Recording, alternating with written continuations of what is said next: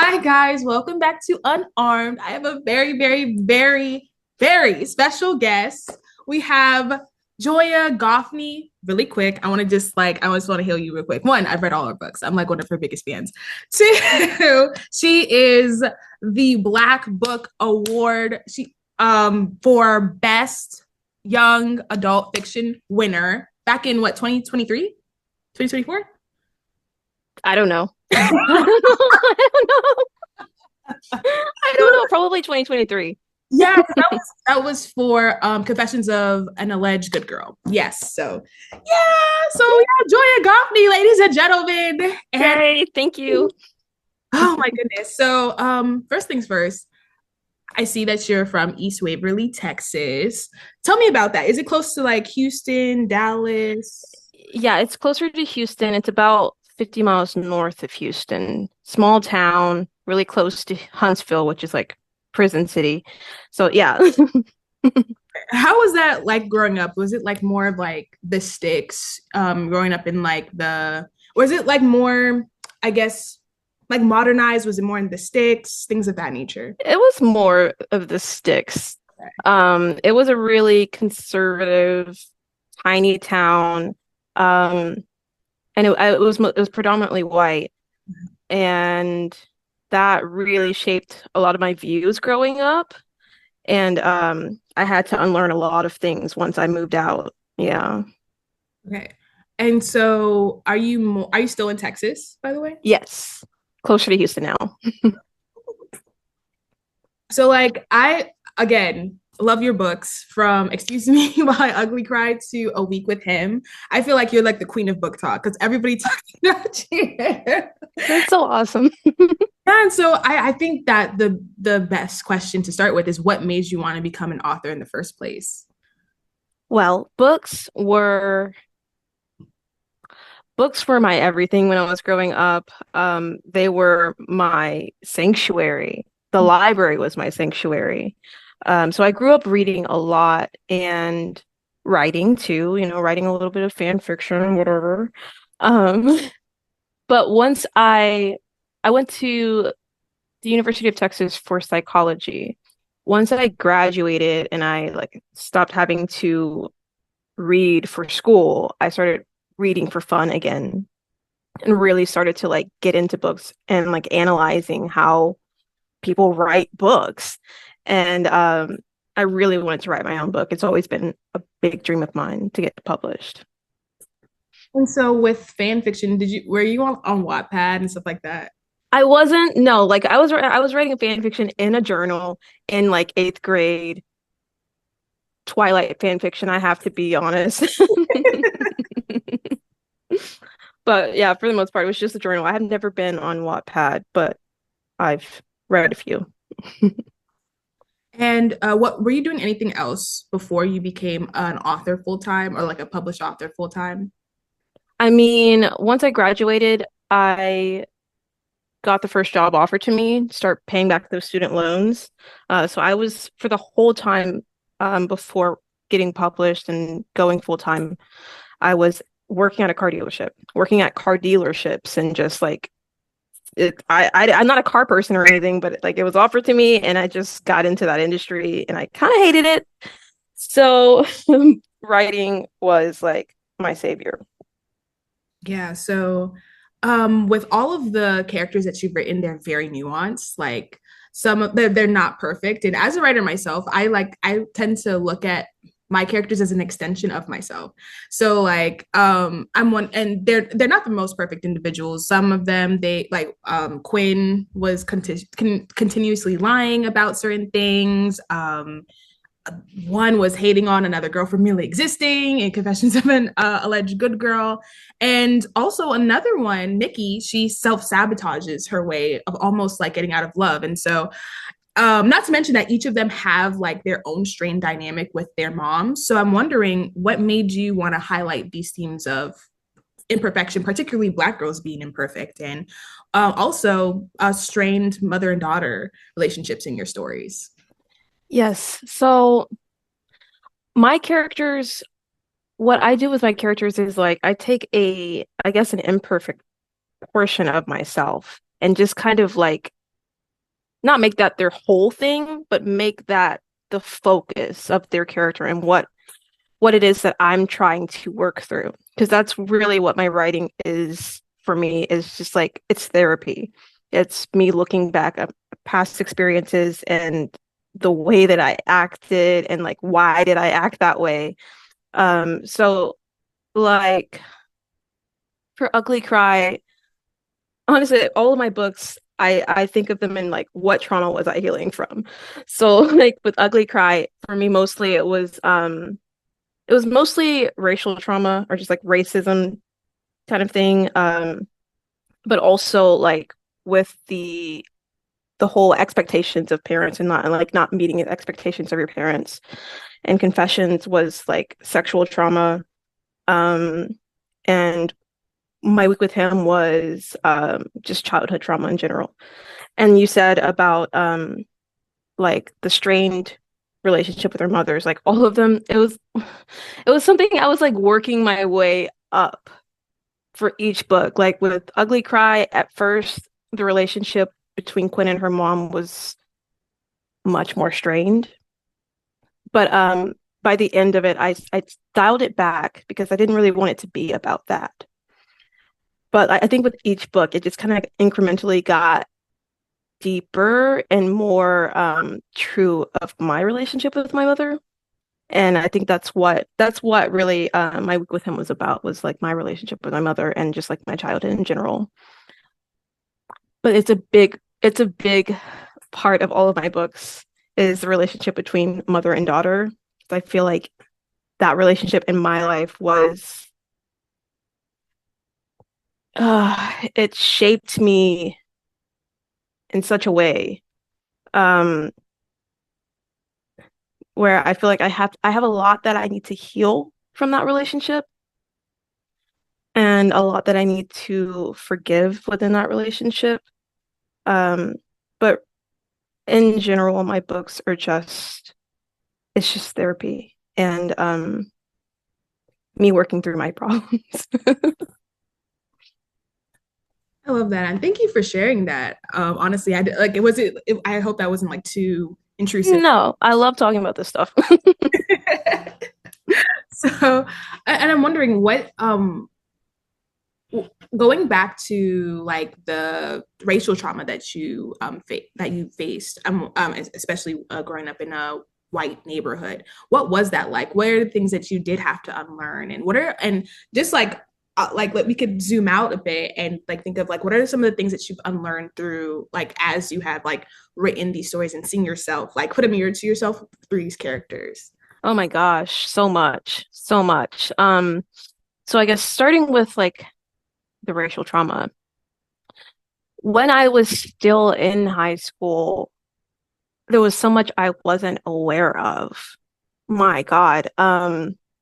There was so much, I had so much internalized racism, so much self-hate, black hate within me, and I didn't even realize it. Um, I had a lot of conservative viewpoints just from growing up in that area and not having like a source to challenge it within me. Like um I didn't have family that was like feeding me Black history or like giving me Black books or anything like that. I didn't have a source to learn about my history, myself, and to learn to love myself. So once I went to college, thank God, I took I took a few African American studies classes. I took psychology, which is just inherently an empathetic um, field. And I learned a lot about Black psychology and a lot about racism in a psychological like aspect. And I learned a lot of that and really just kind of went the other way. I was filled with a lot of anger once I graduated and I was fighting with people on the internet about these things. Um, but yeah, so I had a lot of experiences as a high schooler that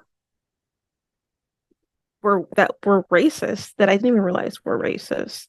Um, And writing about it really did help me to like realize and thinking back on those experiences now, I have a whole new lens and I can really see like, whoa, dude, like that was not okay. And and it's not even just like racism. I also had a lot of antiquated ideas about relationships. Like when I was writing Ugly Cry, the dynamic between Quinn and Carter, originally it was so toxic. I didn't even realize it. I like once I got an agent and she was like, oh, this is a little like, oh, you know what? That is a little iffy. And just having people read your work who have different perspectives can help you to see like the ideas within you that aren't even your ideas. Um, yeah, I don't know. Yeah. And I think that was a beautiful answer. And so I'm wondering, like, are you in a better place, in better places now with all of these things that you've worked through? Yes. Like, I guess I'll particularly talk about like confessions. Mhm. And I wrote that after like learning about vaginismus and really like coming across that word was by chance. Like I had this condition. I didn't know what was happening to me. I thought that it was a me problem. Like I didn't realize so many other people went through vaginismus. And writing about it helped me to realize that even though I was able to like overcome the physical aspect, there was still so much mental work to be done. There were still so many ideas about purity and gender roles when it comes to like sex and your duty as a girlfriend. I had these ideas about my duty as a girlfriend to have sex and to give sex. And I never focused on like receiving or my own pleasure.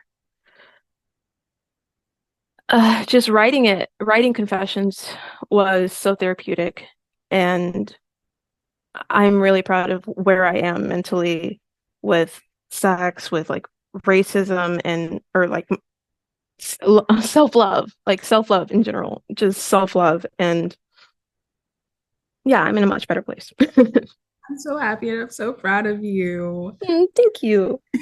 So, and that I think that really goes into like how, as a whole, when it comes to the Black community, how we interact with our mental health and like self love, and also just like checking in with ourselves.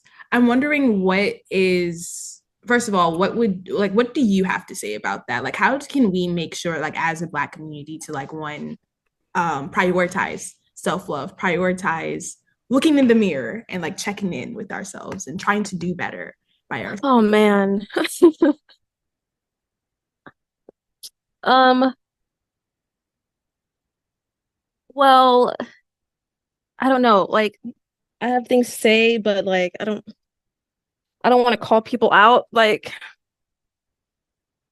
I guess first things first, believe victims, believe people when they if they come to you about like a an emotional crisis and value your emotional experience, your own emotional experience so that you can value other people's emotional experience. Um man, like that question just makes me think like what would I tell my mom? I mean, I don't know, like I would just generally say to value mental health. Like mental illness and emotional pain is equivalent to physical pain. Like it lights up the same areas in our brain when we are emotionally in pain as when we are in physical pain. So take it seriously if your kid comes to you about depression, anxiety, as much as you can take that seriously. Yeah, I agree. I know that I don't have the best relationship with my mom, and there was like the situation that happened last year, like back in May, and like she did something that like stayed with me for the like a good part of the year. And then when she like I guess when like I called her out about it and she like gave such a like a nonchalant, very like dismissive response, like all of what I like kept inside, like just like erupted out of me. And it just like it erupted out of me. And then like for like the next few days, my gastrointestinal system was just like out of whack. It was like terrible. So like you could see how like if you don't check those emotions, if you don't talk about it with anyone, if you like try to keep it in, like it's going to affect you, it's going to affect you more. And it's just the sucky part, like I just when it comes to any of the traumatic things that we've experienced, like when someone does something wrong to you, you just like feel like, oh, like there's no justice in it, and like you feel there's no justice, and you are like most affected. Even though if they would just say I'm sorry, if they would just like be held accountable, at least there'll be something. But I definitely agree with you. I think like our mental health and our physical health are so intertwined, and if you don't check it, then like it's gonna just yeah, yeah. Yeah, it's like unresolved emotions. They're going to be there wrecking havoc on your physical body. Like if you have unresolved trauma and you're just zooming through, you're not trying to resolve that, you are going to get sick. You are going to get sick, period. It is. It's a spiritual thing as well. I know that for me, I experienced like a heartbreak as well, and then for some like that during that time, I also like sprained my ankle. So then, yeah, yeah, yeah, and it was It is weird how it comes out because, yeah, yes, it is connected, yeah. period. And then like I had to realize I'm like, wait, like I'm healing from this, and I'm also healing, and I had to have a physical, I guess manifestation of how I'm healing. It was terrible. Mm-hmm. Mm-hmm. It was great Yes. at the same time because I'm like, I don't want my ankle to be sprained. I want to walk, guys, Yeah. but yeah.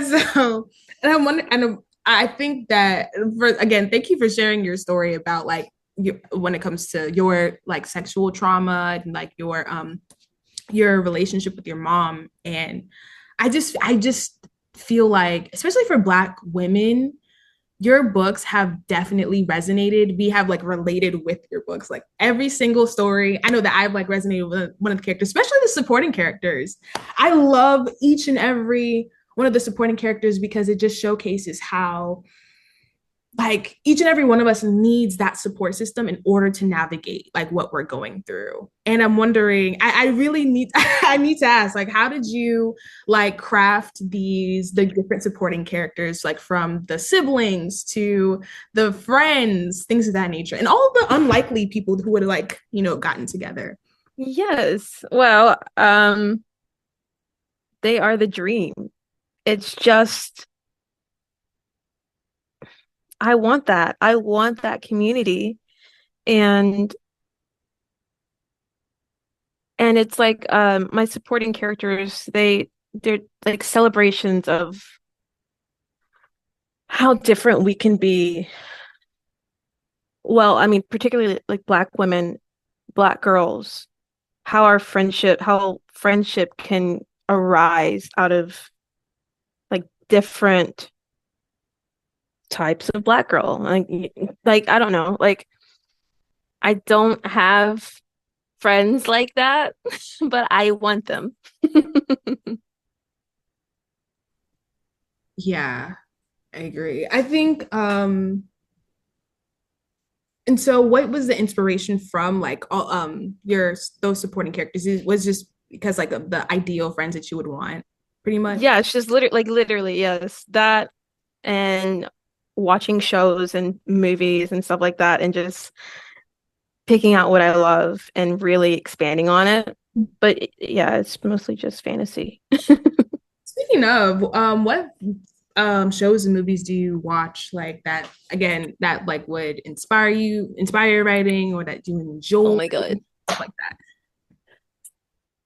that? Um, I don't know if you can hear my cat right now, but he's so mad. No. Okay. Let's see. I watch a lot of movies. I don't tend to love them though. Movies that I do love tend to be dark, honestly. And let me see. My favorite movie, some might call it problematic, but I really loved Queen and Slim. I loved the aesthetic, the vibe, the stakes. Um, but it's not exactly inspirational for my side characters. It's more like inspiration for composition in general. Um, I am blanking. What are shows that I watch? Have you ever watched Insecure? Oh, yes.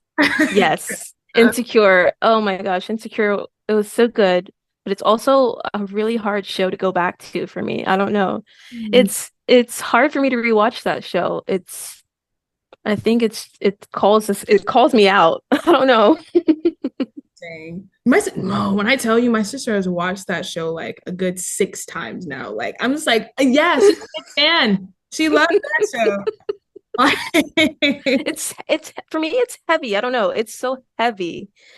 Um that I can't rewatch it like that, but I did love it. Yeah. It's a really good show. How about like, have you ever watched? Well, it's more of a newer show, but like Bel Air. I haven't watched Bel Air. Did you watch I it? haven't. What is it on? Do you Peacock. Peacock? Okay. Yeah, I haven't watched that. Pretty good. I just feel like when we think about like spin-offs or like not spin-offs, but reimaginings, it's more of a reimagining Mhm. thing. Like they're never good. Like reboots are Yeah. never good, but That's why I didn't watch it. Bel Air, it's really good because I feel like it takes these old characters and they like repurpose them. I feel like I love what they did with Hillary. Like she was an airhead in the original. Yeah. I feel like, but with like Coco Jones' charisma and like just like her being a chef, like a really like a great chef. She's like insanely smart, very business oriented. I just feel like it's stuff like that where they make it their own. So I Wait, Coco Jones is Hillary? girl, yes. Okay. Okay. Okay. That's information I didn't have. Okay. Yeah, and I think how they showcase like Philly, like in the original, Will always talks about Philly, but I think when it starts off in Philly, how Will is in his element and things of that nature, how he's like decorated as a basketball player from jump, and it's not just like a random thing that he does. Like in, Mm, I feel like that's like it just showcases that they just felt flesh out the stories more because Will is like he's like a goofy guy. He has like some layering, of course, in the original, but I feel like this is where like we see a determined young man mm. just wants to like who wants to take care of his mom, do like play basketball, get the girl, and just like just live life. I think that it's just good. It's a really good show. Okay, well, thank you for that recommendation. I will jump on that. Welcome. How about movies? Like listen, Queen and Slim. I love that. I love the fact that like going back to Queen and Slim. I feel like Lena Waithe when she said like when she talked about the ending, I feel like it makes sense. Like in those types of movies, like when they you're not gonna get away with like killing a police officer, even if it was like an act, it was unintentional more so. Yeah. Like you're not gonna. It's just that type of ending. like going off into the sunset, that doesn't happen for people who look like us, unfortunately. And the fact that she like showcased that, I was like, oh my gosh, yeah. Yes. It was Yes. a very like intriguing story. I'm not gonna lie. I feel like I do understand why people are upset by it. I think it's just they wanted the ending to be different. But like, Yeah. And people talk about like struggle love too, like mm, how yeah, romance over such a traumatic or during such a traumatic turn of events. I get it. I do. But also, also I loved it. I think I want to watch it again. I want to watch it again. Oh, also, I think Love and Basketball. What is your take on Love and Basketball?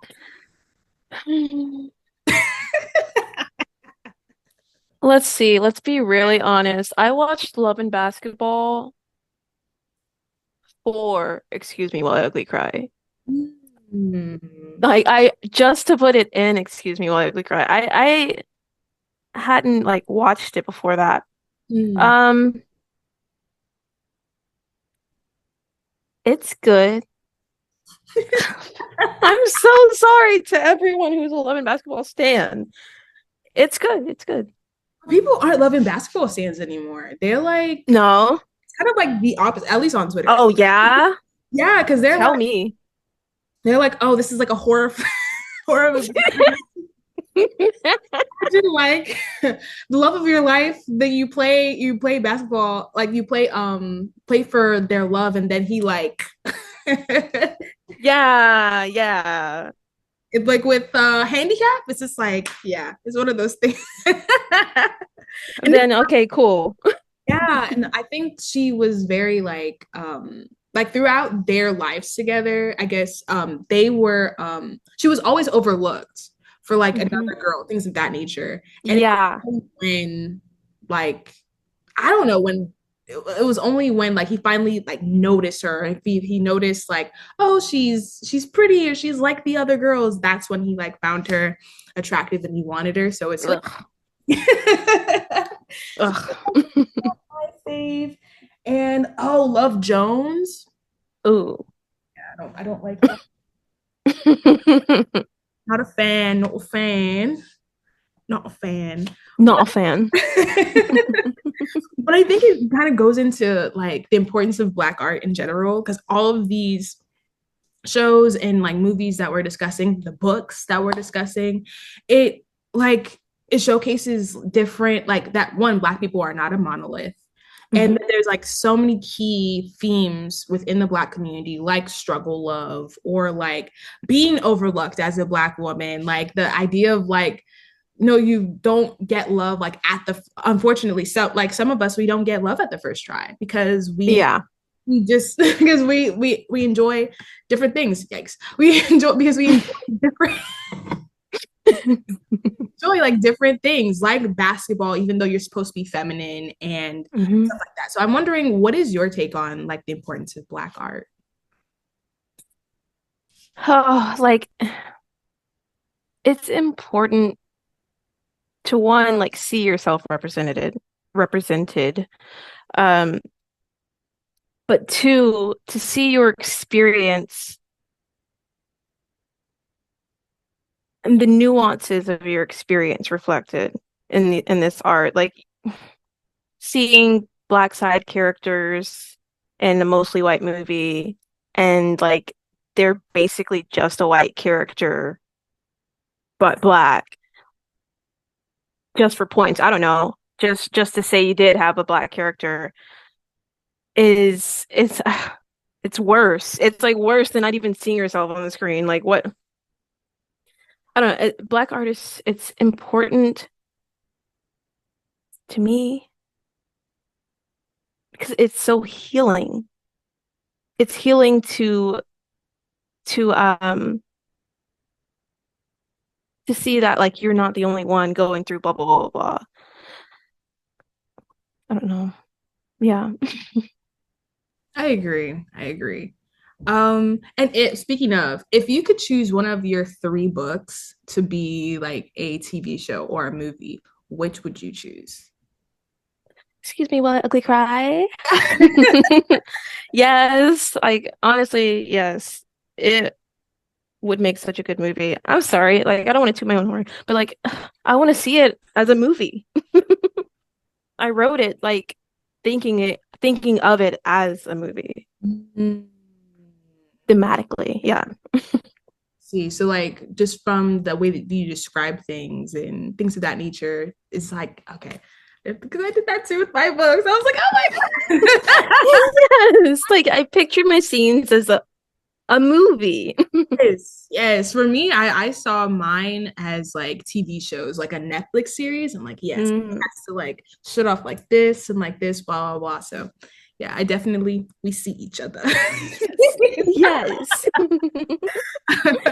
And so I think the last thing is for just as a writer, you are very successful. Your work has done it has done well. You have created this like fan base, or you have created like a lot of like buzz about your book. And so I'm wondering, what would your advice be to like authors who are, especially Black authors who are like struggling to like one to, if they think that their book is good enough, struggling to finish things of that nature.